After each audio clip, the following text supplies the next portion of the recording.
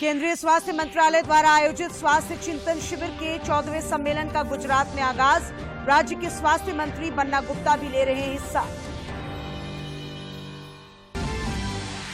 भारत निर्वाचन आयोग ने मुख्यमंत्री हेमंत सोरेन के बाद अब उनके छोटे भाई और विधायक बसंत सोरेन को खनन लीज मामले में नोटिस भेजकर मांगा स्पष्टीकरण।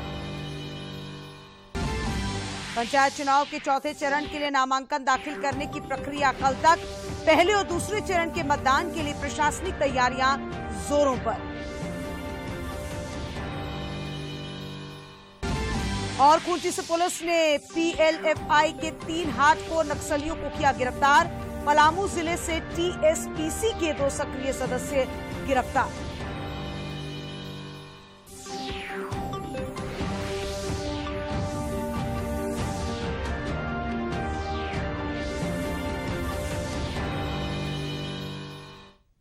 नमस्कार, खबरें झारखंड में आपका स्वागत है। मैं हूं अश्रिता आनंद और अब समाचार विस्तार से। प्रधानमंत्री नरेंद्र मोदी आज शाम देश के कई हिस्सों को प्रभावित कर रही भीषण गर्मी से निपटने की तैयारियों के बारे में एक महत्वपूर्ण समीक्षा बैठक की अध्यक्षता कर रहे हैं। वे बरसात के मौसम से संबंधित तैयारियों की भी समीक्षा करेंगे। प्रधानमंत्री 3 यूरोपीय देशों की अपनी सफल यात्रा के समापन के बाद आज ही स्वदेश लौटे हैं। प्रधानमंत्री नरेंद्र मोदी 3 यूरोपीय देशों जर्मनी, डेनमार्क और फ्रांस की सफल यात्रा के बाद आज दिल्ली लौट आए हैं। इस साल प्रधानमंत्री की ये पहली विदेश यात्रा थी। जर्मनी की राजधानी बर्लिन में श्री मोदी ने जर्मनी के चांसलर ओलाफ शॉल्ज के साथ द्विपक्षीय वार्ता की और दोनों नेताओं ने छठे भारत जर्मनी अंतर सरकारी परामर्श बैठक की अध्यक्षता की। यात्रा के दूसरे चरण में श्री मोदी डेनमार्क की राजधानी कोपेनहेगन पहुंचे और दूसरे भारत नॉर्डिक शिखर सम्मेलन में भाग लिया। कल अपनी वापसी यात्रा पर श्री मोदी कुछ समय के लिए पेरिस में रुके और फ्रांस के राष्ट्रपति इमैनुअल मैक्रोन से भी मुलाकात की।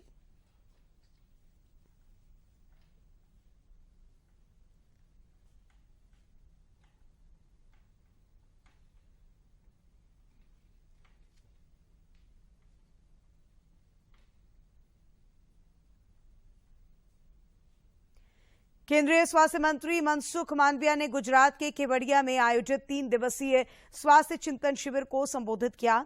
इस शिविर में राज्य के स्वास्थ्य मंत्री बन्ना गुप्ता भी हिस्सा ले रहे हैं।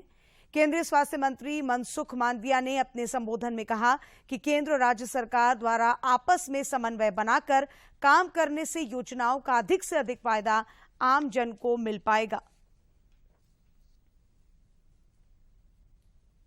सेंट्रल गवर्नमेंट बैठ के सोचेगी तो हो पाएगा क्या? मैं मानता हूं कि ये विचार अधूरा रहेगा। दोनों सेंट्रल गवर्नमेंट और स्टेट गवर्नमेंट साथ में बैठ के कार्य योजना करें। सेंट्रल गवर्नमेंट और स्टेट गवर्नमेंट योजना का इंप्लीमेंटेशन का प्लान बनाए। ये प्लान हमारे देश की स्थिति, हमारे देश की परिस्थिति उसके आधार पर हो। दुनिया में चल रही बेस्ट प्रैक्टिस का अभ्यास हो। बेस्ट प्रैक्टिस का इंप्लीमेंटेशन इंडिया में कैसे हो? देश में भी दुनिया ही बेस्ट करती है ऐसा नहीं है। हमारे कई भी स्टेट इतनी अच्छी बेस्ट प्रैक्टिस करते हैं, क्या देश में हम उसका यूनिवर्सल इंप्लीमेंटेशन कर सके क्या? दोस्तों, साथ में मिलकर जिस स्टेट ने अपने स्टेट में कोई बेस्ट प्रैक्टिस की हो, सभी के लिए वो लर्निंग पॉइंट क्यों न बने? सब उसमें से क्यों न सीखे? नहीं केवल स्टेट सीखे, लेकिन सेंट्रल भी सीख सकता है। सेंट्रल के यहां कोई बेस्ट योजना हो, उसका इंप्लीमेंटेशन हो। स्टेट गवर्नमेंट में उसका बेस्ट इंप्लीमेंटेशन कैसे हो पाए, उसके पर भी हमें विचार विमर्श करना है। और एक होलिस्टिक अप्रोच के साथ आगे बढ़ने के लिए भी हमें 3 दिन का चिंतन करना है। और यही बेस्ट एग्जाम्पल है फेडरल डेमोक्रेसी का। दोस्तों, हम सब लोगों ने कोविड देखा, दुनिया ने भी कोविड देखा। और एक समय था जब दुनिया बोल रही थी कि इंडिया में कोविड की स्थिति क्या होगी, इंडिया में कितना केस आएगा, कितना डिसीज फैलेगा, उसके आधार पर वो दुनिया का असेसमेंट करते थे। झारखंड समेत देश भर में कोरोना से जंग जारी है और लगातार कोरोना वीरों को इस खतरनाक वायरस पर विजय मिल रही है। देश में पिछले 24 घंटों के दौरान कोविड के 3,275 नए संक्रमितों की पहचान की गई, जबकि इस दौरान 3,010 संक्रमित स्वस्थ भी हुए हैं। 20 घंटों में कोविड-19 के 3,275 नए मामले दर्ज किए गए। इस दौरान 3,010 लोगों ने कोरोना महामारी को मात दी। देश में साप्ताहिक पॉजिटिविटी रेट 0.78% पर है, जबकि दैनिक पॉजिटिविटी रेट घटकर 0.77 पर पहुंच गया। देश में अब तक की कुल जो मरीजों की संख्या है, सक्रिय मरीजों की संख्या, वो 19,719 है। इधर झारखंड में पिछले 24 घंटों के दौरान कोविड के 13 नए संक्रमितों की पहचान की गई। इसके साथ ही राज्य में कोविड के सक्रिय मरीजों की संख्या बढ़कर 45 हो गई है। स्वास्थ्य विभाग के अनुसार रांची में कोविड के 25 सक्रिय मामले हैं। इसके अलावा देवघर में 4, पूर्वी सिंहभूम में 3, जामताड़ा में 3 और बोकारो तथा खूंटी में एक मरीज सक्रिय हैं। देश में कोरोना के खिलाफ जारी जंग में टीकाकरण अभियान तेज गति से जारी है। राष्ट्रव्यापी टीकाकरण अभियान के अंतर्गत अब तक 1,89,63,63,00,000 से अधिक कोविड रोधी टीके लगाए जा चुके हैं। केंद्रीय स्वास्थ्य मंत्रालय के अनुसार देश में पिछले 24 घंटों के दौरान 13 लाख से अधिक कोविड रोधी टीके लगाए गए हैं। भारत निर्वाचन आयोग ने मुख्यमंत्री हेमंत सोरेन के बाद अब उनके छोटे भाई और दुमका के जेएमएम विधायक बसंत सोरेन को खनन लीज मामले में भी नोटिस भेजकर स्पष्टीकरण मांगा है। भाजपा के गोड्डा सांसद निशिकांत दुबे ने आज ट्वीट कर इस आशय की जानकारी देते हुए बताया कि चुनाव आयोग ने मुख्यमंत्री हेमंत सोरेन के छोटे भाई और विधायक बसंत सोरेन की सदस्यता समाप्त करने को लेकर स्पष्टीकरण मांगा है। उन्होंने बताया कि प्रदेश भाजपा को भी इसकी प्रतिलिपि भेजी गई है। इससे पहले खनन लीज पट्टा लेने के मामले में भारत निर्वाचन आयोग ने मुख्यमंत्री हेमंत सोरेन को नोटिस भेजकर स्पष्टीकरण मांगा है। और अब बात पंचायत चुनाव की। राज्य में त्रिस्तरीय पंचायत चुनाव को लेकर प्रशासनिक तैयारियां जोरों पर हैं। पहले और दूसरे चरण के लिए नाम वापसी का समय सीमा खत्म हो जाने के बाद अब चुनाव प्रचार और जनसंपर्क अभियान तेज हो गया है। वहीं तीसरे चरण के लिए होने वाले चुनाव को लेकर आज नामांकन पत्रों की जांच की प्रक्रिया पूरी हो गई। इस चरण के लिए उम्मीदवार कल और परसों अपने नाम वापस ले सकेंगे। चौथे चरण के लिए कल तक अभ्यर्थी नामांकन दाखिल कर सकेंगे, जबकि 7 और 9 मई को नामांकन पत्रों की जांच होगी और उम्मीदवार 10 और 11 मई तक अपने नाम वापस ले सकेंगे। प्रदेश भाजपा ने आज राज्य की सत्ताधारी पार्टी कांग्रेस के खिलाफ निर्वाचन आयोग पहुंचकर शिकायत दर्ज कराते हुए कांग्रेस के प्रदेश प्रभारी अविनाश पांडे पर पंचायत चुनाव आचार संहिता उल्लंघन के लिए एफआईआर दर्ज करने और पंचायत चुनाव संपन्न होने तक उन्हें झारखंड आने से रोक लगाने की मांग की। ज्ञापन में पार्टी ने कहा कि 4 मई को राजधानी रांची में प्रदेश प्रभारी अविनाश पांडे की उपस्थिति में कांग्रेस पार्टी की महत्वपूर्ण बैठक संपन्न हुई। बैठक के उपरांत श्री पांडे ने जो घोषणा की वो पूरी तरह से चुनाव आचार संहिता का उल्लंघन है। पश्चिमी सिंहभूम के उपायुक्त अनन्य मित्तल द्वारा पंचायत चुनाव की तैयारियों के सिलसिले में आज मतगणना केंद्र का निरीक्षण किया गया। केंद्रीय कृत वितरण के उपरांत स्ट्रांग रूम एवं मतगणना कक्ष का निर्धारित संबंधित अनुमंडल मुख्यालय में ही सुनिश्चित किया गया है। सदर चाईबासा अनुमंडल के लिए उक्त सेंटर के रूप में महिला कॉलेज परिसर का चयन किया गया है। मुख्यतः हमारी मतगणना होनी चाहिए और इसमें हम लोगों ने सभी मतगणना केंद्रों में निरीक्षण किया कि क्या क्या अरेंजमेंट्स यहाँ पर कर दिए गए हैं। सभी काउंटिंग एजेंट, साथ ही आरओ, एआरओ और हमारे जितने भी ऑब्जर्वर्स रहेंगे उनके लिए समुचित व्यवस्था को हमने दिशा निर्देश दिए हैं। यहाँ पर जितने भी हमारे पास रिसीविंग में पोलिंग पर्सनल आएंगे उनके लिए मेडिकल व्यवस्था और साथ ही साथ पेयजल की व्यवस्था और आराम व्यायाम की व्यवस्था जो है वो हम लोगों ने यहाँ पर चेक करी है। पश्चिमी सिंहभूम के उपायुक्त अनन्य मित्तल ने बताया कि पंचायत चुनाव के चारों चरण के लिए मतदान कर्मियों के बीच सामग्री वितरण के लिए डिस्पैच सेंटर के तौर पर टाटा कॉलेज परिसर को निर्धारित किया गया है। उन्होंने बताया कि सामग्री वितरण के साथ साथ अपॉइंटमेंट लेटर वितरण तथा कर्मियों के क्लस्टर या मतदान केंद्र तक जाने के लिए वाहन की व्यवस्था भी इसी परिसर में ही रहेगी।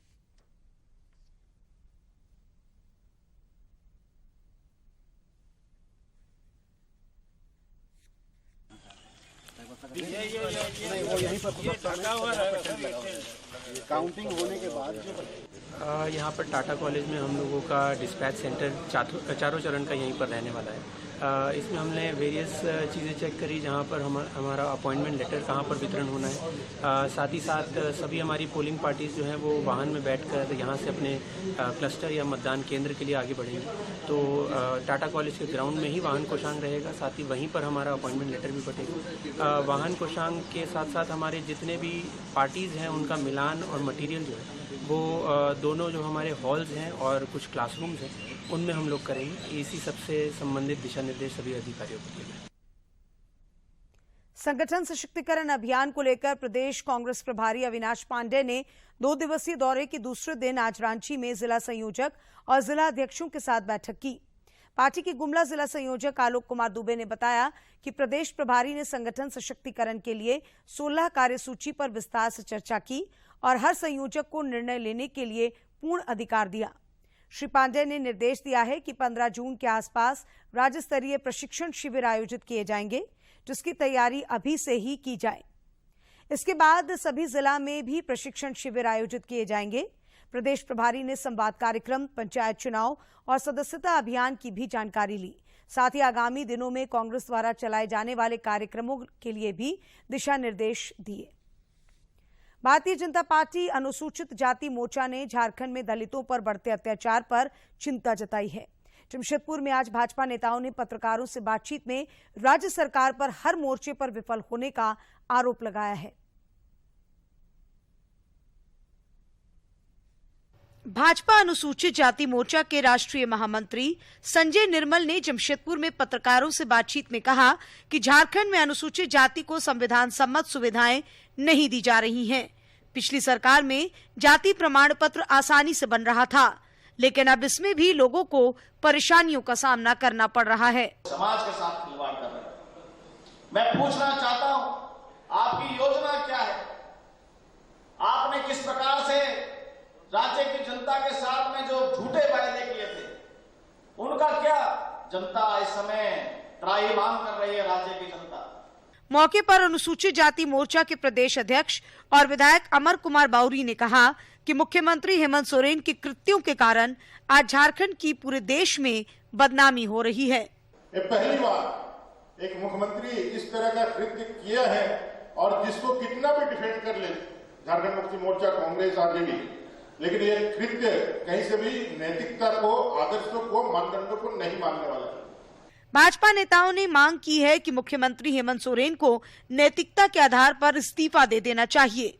जमशेदपुर से राजेश कुमार लालदास की रिपोर्ट। कांग्रेस के वरिष्ठ नेता राहुल गांधी से जुड़े मामले में झारखंड हाईकोर्ट में आज होने वाली सुनवाई फिलहाल टल गई है। ये मामला हाईकोर्ट के न्यायाधीश जस्टिस संजय कुमार द्विवेदी की अदालत में सूचीबद्ध था, लेकिन इस मामले की सुनवाई नहीं हो सकी। अब कोर्ट राहुल गांधी से जुड़े मामले की सुनवाई 16 जून को करेगी। तब तक राहुल गांधी को मिली राहत जारी रहेगी। पूर्व में अदालत ने राहुल गांधी के खिलाफ किसी भी तरह की पीड़क कार्रवाई पर रोक का आदेश दिया है। इधर हिंदी फिल्म अभिनेत्री अमीषा पटेल की क्वैशिंग याचिका पर आज झारखंड हाईकोर्ट में सुनवाई हुई। मामले की सुनवाई न्यायाधीश जस्टिस एसके द्विवेदी की अदालत में हुई। सुनवाई के बाद कोर्ट ने उनकी याचिका खारिज कर दी है। समाचारों का सिलसिला जारी रहेगा, लेकिन इस विराम के बाद। ढीरा चुने जाते हैं तो जब पत्थर से चप जाता है तो कट जाता है, तो कभी छेनी भी उछल के लग जाता है। यानी अभ्रक की खदानों में काम करने वाले हमारे हाथ दिखते तो कभी नहीं आपको अपने आसपास।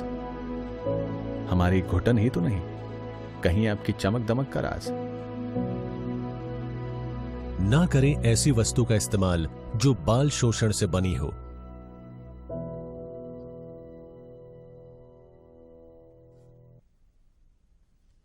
विराम के बाद आपका एक बार फिर स्वागत है। झारखंड केंद्रीय विश्वविद्यालय के द्वितीय दीक्षांत समारोह का आयोजन कल किया जाएगा। विश्वविद्यालय के दीक्षांत समारोह को लेकर सभी आवश्यक तैयारियां पूरी कर ली गई हैं। रांची के चेरी मानतू स्थित झारखंड केंद्रीय विश्वविद्यालय के स्थायी परिसर में आयोजित द्वितीय दीक्षांत समारोह में केंद्रीय शिक्षा राज्य मंत्री अन्नपूर्णा देवी गोल्ड मेडल प्राप्त करने वाले 29 विद्यार्थियों को सम्मानित करेंगी। इस मौके पर 761 विद्यार्थियों को उपाधि भी प्रदान की जाएगी। समारोह के दौरान 30 शोध विद्यार्थियों को डॉक्टरेट की उपाधि भी प्रदान की जाएगी। छत्तीसगढ़ में किए जा रहे रेल रोको आंदोलन के कारण चक्रधरपुर रेल मंडल से होकर गुजरने वाली कई ट्रेनों का परिचालन प्रभावित हो गया है। प्रभावित होने वाली कई महत्वपूर्ण ट्रेनों में अहमदाबाद हावड़ा, हावड़ा अहमदाबाद, आजाद हिंद एक्सप्रेस सहित कई और ट्रेनें शामिल हैं। कोरोना काल से पूर्व ट्रेनों का ठहराव देने की मांग को लेकर ब्रजराजनगर रेलवे स्टेशन पर स्थानीय लोगों द्वारा अनिश्चितकालीन रेल रोको आंदोलन किया जा रहा है। रेल रोको आंदोलन के कारण पिछले 5 घंटों से हावड़ा मुंबई रूट की कई ट्रेनों को विभिन्न स्टेशनों पर रोक दिया गया है। जहां इस आंदोलन से यात्री ट्रेनों के पहिए थम गए हैं, वहीं मालगाड़ियों का आवागमन भी प्रभावित हो रहा है। पश्चिमी सिंहभूम जिले में चाईबासा रांची NH 75 पर आज हुई एक सड़क दुर्घटना में 2 लोगों की मौत हो गई। प्राप्त जानकारी के मुताबिक बाइक सवार 2 लोग टेबो घाटी के भरंडिया के पास एक तीखे मोड़ पर अनियंत्रित होकर सड़क किनारे घाटी के नीचे गिर गए। स्थानीय लोगों से सूचना मिलने पर कराईकेला थाना पुलिस मौके पर पहुंची। मौके पर ही एक बाइक सवार की मौत हो गई, जबकि गंभीर रूप से घायल दूसरे बाइक सवार को पुलिस ने चक्रधरपुर अनुमंडल अस्पताल पहुंचाया, जहां इलाज के दौरान उसकी भी मौत हो गई। दोनों मृतक कराईकेला थाना क्षेत्र के लाल बाजार गांव के निवासी हैं। झारखंड के खूंटी और पलामू जिले से पुलिस ने अलग अलग नक्सली संगठनों के 5 सदस्यों को गिरफ्तार करने में सफलता हासिल की है। गिरफ्तार नक्सलियों के पास से हथियार, कारतूस और मोबाइल फोन भी बरामद किए गए हैं। खूंटी जिले की पुलिस ने PLFI के 3 हार्डकोर नक्सलियों को गिरफ्तार किया है। बताया गया है कि सब जोनल कमांडर सुखराम गुड़िया दस्ते के 3 हार्डकोर नक्सलियों को तबकार पुलिस ने गढ़ा टोली से गिरफ्तार किया है। गिरफ्तार उग्रवादियों के पास से हथियार, कारतूस और मोबाइल फोन भी बरामद किए गए हैं। इधर पलामू जिले की पुलिस ने नवा जयपुर थाना क्षेत्र के तिसीबार क्षेत्र से नक्सली संगठन TSPC के 2 नक्सलियों को गिरफ्तार करने में सफलता हासिल की है। पुलिस को सूचना मिली थी कि ये नक्सली पंचायत चुनाव को प्रभावित करने की योजना बना रहे हैं। दोनों के पास से पुलिस ने नक्सली पर्चे भी बरामद किए हैं। और अब बात मौसम की। मौसम विभाग ने रांची समेत राज्य के कई हिस्सों में अगले 3 से 5 दिनों तक हल्के से मध्यम दर्जे की बारिश की संभावना जताई है। इसे लेकर मौसम विभाग ने येलो अलर्ट जारी किया है। इस दौरान वज्रपात के साथ बारिश का अंदेशा भी जताया गया है, जबकि 30 से 40 किलोमीटर प्रति घंटे की रफ्तार से सतही हवा भी चलने की संभावना है। मौसम विभाग के अलर्ट के आधार पर बिजली विभाग ने भी तैयारी शुरू कर दी है। और आइए अब देखते हैं स्वतंत्रता संग्राम में कितना खास है आज का दिन।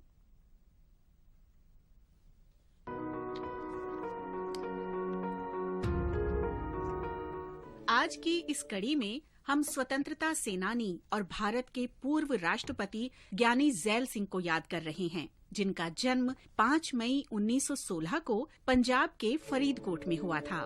ज़ैल सिंह महज 15 वर्ष की उम्र में ही स्वतंत्रता आंदोलन में सक्रिय हो गए थे।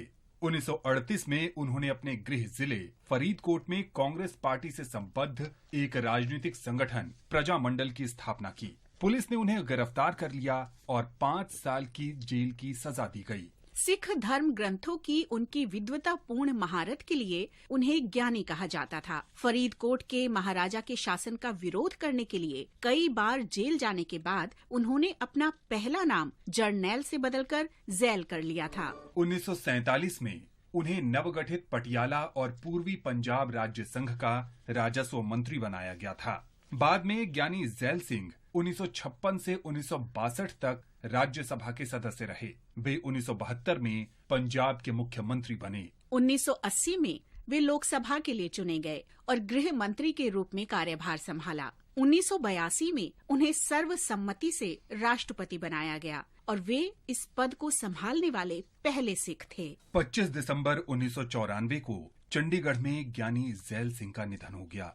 हम इस महान भारतीय को नमन करते हैं। हम क्रांतिकारी स्वतंत्रता सेनानी नेपाल मुखर्जी को भी याद कर रहे हैं, जिन्हें 5 मई 1917 को राजनीतिक बंदी बनाया गया था। ढाका जिले के निवासी नेपाल मुखर्जी ढाका अनुशीलन समिति के साथ साथ युगांतर पार्टी के एक प्रमुख सदस्य भी थे। वो क्रांतिकारी अतुल घोष और युगांतर पार्टी के अन्य प्रमुख सदस्यों के घनिष्ठ सहयोगी थे। नेपाल मुखर्जी को 1916 में नजरबंद किया गया था और 5 मई 1917 को राजनीतिक बंदी बनाया गया। उन्हें 4 जनवरी 1919 को रिहा कर दिया गया और बाद में फिर से गिरफ्तार कर लिया गया था। जून 1926 में कोमिला में नजरबंदी के दौरान नेपाल मुखर्जी की मृत्यु हो गई। हम चटगांव रिवोल्यूशनरी पार्टी के सदस्य मनोरंजन सेन को भी याद करते हैं, जो 5 मई 1930 को ब्रिटिश सेना द्वारा मारे गए थे। मनोरंजन सेन ने 18 अप्रैल 1930 को चटगांव शस्त्रागार छापेमारी और 22 अप्रैल 1930 को जलालाबाद पहाड़ी पर ब्रिटिश सैनिकों के खिलाफ लड़ाई में भी हिस्सा लिया था। 5 मई 1930 को चटगांव में यूरोपीय आवासीय क्षेत्र पर छापा मारने की योजना में ये शामिल रहे। मनोरंजन सेन को सैन्य गार्डों ने उस समय घेर लिया और मुठभेड़ में मार डाला। भारत के इस महान सपूत को हम नमन करते हैं। हम शहीद शादी खान को भी याद करते हैं, जिन्होंने 1857 में भारतीय स्वतंत्रता के पहले युद्ध में भाग लिया और विभिन्न अवसरों पर अंग्रेजों से लड़ाई लड़ी। उन्होंने स्वतंत्रता सेनानियों के एक समूह का नेतृत्व किया और दिल्ली की ओर कूच किया। रास्ते में ब्रिटिश सैनिकों ने एक झड़प के दौरान शादी खान को पकड़ लिया और अंग्रेजों के खिलाफ राजद्रोह का आरोप लगाया। उन्हें अप्रैल 1858 में काला पानी की कठोर सजा सुनाई गई। 5 मई 1859 को अंडमान द्वीप समूह में ही उनकी मृत्यु हो गई।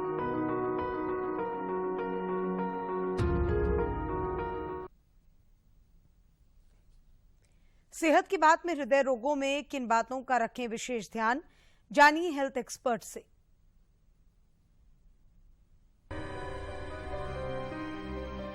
हृदय रोग एक बड़े खतरे के रूप में हमारे सामने है। चिंता की बात यह है कि अब हृदय रोग के मामले कम उम्र में भी सामने आ रहे हैं।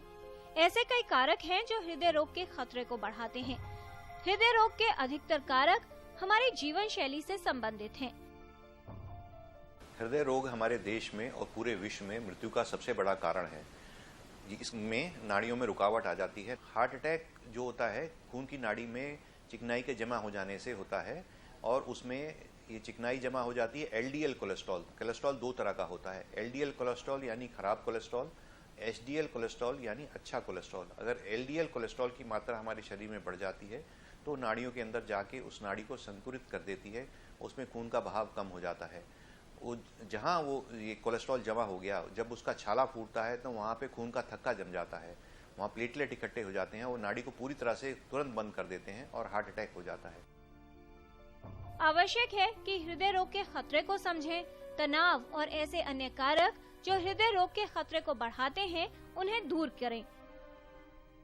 इससे बचने के लिए अपना एलडीएल कोलेस्ट्रॉल कम करना बहुत ज़रूरी है। इसके अलावा जो लोग जिनमें शुगर की बीमारी है यानी डायबिटिक्स हैं, उनको अपना ब्लड शुगर लेवल कंट्रोल रखना चाहिए। खान पान में ध्यान रखना चाहिए। चिकनाई वाले पदार्थों का प्रयोग कम से कम करना चाहिए और मैदा जैसे पदार्थों का प्रयोग भी कम करना चाहिए। खान पान में जब हम चपाती बनाते हैं उसमें चोकर वाली चपाती बनाएं और सब्जियों और फलों का प्रयोग हमें दिन में 4 से 5 बार ज़रूर करना चाहिए। जितना कच्चा खाएंगे, धोकर खाएंगे, वो उतना शरीर के लिए ज़्यादा अच्छा होता है। इसके अलावा रेगुलर एक्सरसाइज, व्यायाम और मेडिटेशन भी शरीर को फ़ायदा पहुंचाते हैं। तंबाकू का प्रयोग पूरे शरीर के लिए नुकसानदायक है। किसी भी तरह के नशे से बचना बहुत ज़रूरी है। सही खान पान और उचित जीवन शैली आपके हृदय को स्वस्थ रखेगी और आपका जीवन सुरक्षित रहेगा। किरण भारद्वाज, डीडी न्यूज। ग्रामीण क्षेत्रों में घर घर तक बैंकिंग सुविधाओं को पहुंचाने में बैंक सखी दीदियों का अहम रोल है। इनकी मदद से एक बड़ी आबादी को जनधन योजना, जीवन ज्योति बीमा योजना, अटल पेंशन योजना और प्रधानमंत्री सुरक्षा बीमा योजना का लाभ मिल रहा है। रांची के ओरमांझी की अनीता कुमारी किसी परिचय की मोहताज नहीं है। इलाके में इनका नाम बड़े अदब से लिया जाता है। करीब 6 महीने पहले JSLPS द्वारा प्रस्तावित किए जाने के बाद बैंक ऑफ इंडिया ने इन्हें बैंक सखी के रूप में चुना। आज इनके पास 500 से अधिक खाते हैं और रोज का इनका लेन देन 1 लाख रुपए से भी अधिक का है। हम लोग तो पहले घर में ही रहते थे, खेती बाड़ी वगैरह करते थे, लेकिन हम लोग JSLPS के थ्रू ग्रुप पे जुड़े। ग्रुप से ही हम लोग को बाद में ग्रुप के बैठक में, VO के बैठक में हम लोग को इस विषय में बताया गया। ओरमांझी का वह इलाका जहां पहले ज्यादातर लोगों के बैंक खाते भी नहीं थे, वे अब जन धन योजना, जीवन ज्योति बीमा योजना, अटल पेंशन योजना और प्रधानमंत्री सुरक्षा योजना से भी जुड़ चुके हैं। अनीता ने महज 6 महीने में इलाके के 600 से अधिक लोगों को इन योजनाओं का लाभ दिया है।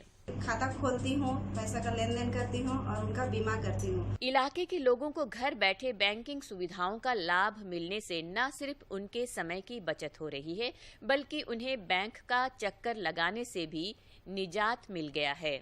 हम लोग को जब भी जरूरत पड़ता है तो हम लोग आके पैसा निकाल सकते हैं। कभी रात को भी जरूरत पड़ता है तो हम लोग उनका घर जाके पैसा निकालते हैं। हम लोग को बैंक जाने का टाइम भी बच गया, प्लस पैसा भी बच गया और कभी भी यहाँ आके पैसा हम लोग ले जाते हैं। कुछ वर्ष पूर्व तक देश की एक बड़ी आबादी बैंकिंग सेवाओं से वंचित थी। इन्हें बैंकिंग प्रणाली से जोड़ना इतना आसान भी नहीं था, लेकिन अब इन बैंक सखियों की मदद से सुदूरवर्ती ग्रामीण क्षेत्रों में लोगों के घरों तक बैंकिंग सेवाएं पहुंचने लगी है, वह भी किसी अतिरिक्त शुल्क दिए बिना ही। रांची से अवधेश गौतम की रिपोर्ट। और अब कुछ खबरें राज्य के विभिन्न जिलों से।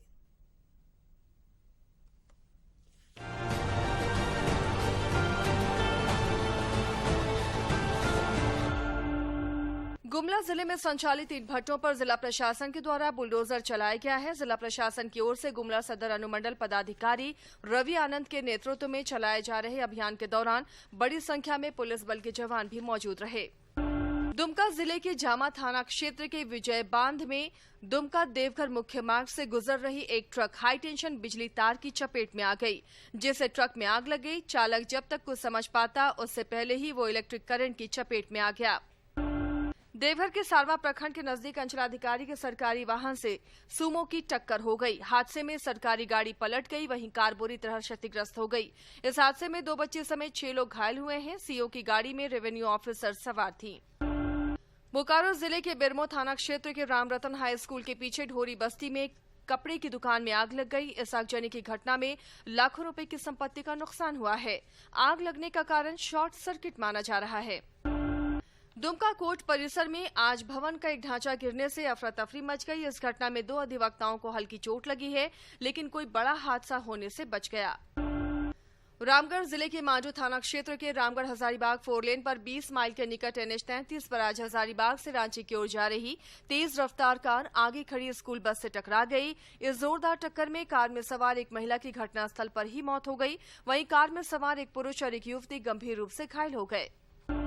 पलामू जिला के हुसैनाबाद प्रखंड अंतर्गत बराही गांव में जमीन की खुदाई के दौरान मां दुर्गा की मूर्ति मिली है। गांव में बजरंगबली की 105 फीट ऊंची प्रतिमा की प्राण प्रतिष्ठा का कार्यक्रम चल रहा था। इसी दौरान प्रवचनकर्ता स्वामी सुंदर जी महाराज के निर्देश पर जमीन की खुदाई की गई, जिसमें अष्ट धातु से निर्मित मां दुर्गा की प्रतिमा मिली है। जमीन की खुदाई में जेसीबी की मदद ली गई। इस दौरान मां दुर्गा की करीब 1.5 फीट की मूर्ति मिली है। गिरिडीह में एक टेंट व्यवसायी का शव घर के अंदर से बरामद किया गया। मुफस्सिल थाना क्षेत्र के उदनाबाद निवासी 45 वर्षीय अशोक तूरी की लाश आज सुबह घर के कमरे में पंखे पर फंदे के सहारे लटकती हुई मिली। धनबाद के सिंदरी बलियापुर मेन रोड पर डोमगढ़ शिव मंदिर के निकट कल देर रात सड़क किनारे खड़े हाईवा में तेज रफ्तार ऑटो ने पीछे से टक्कर मार दी। हादसे में ऑटो पर सवार 3 साल की बच्ची समेत 12 लोग घायल हो गए। हादसे के बाद स्थानीय लोगों ने घायलों को चास नाला CHC पहुंचाया। वहां प्राथमिक उपचार के बाद गंभीर रूप से घायल 3 लोगों को बेहतर इलाज के लिए SNMMCH धनबाद भेज दिया गया। राजधानी रांची के अरगोड़ा थाना इलाके में एक व्यक्ति का शव फांसी के फंदे से लटकता हुआ मिला। मृतक व्यक्ति हरमो निगम पार्क में सिक्योरिटी गार्ड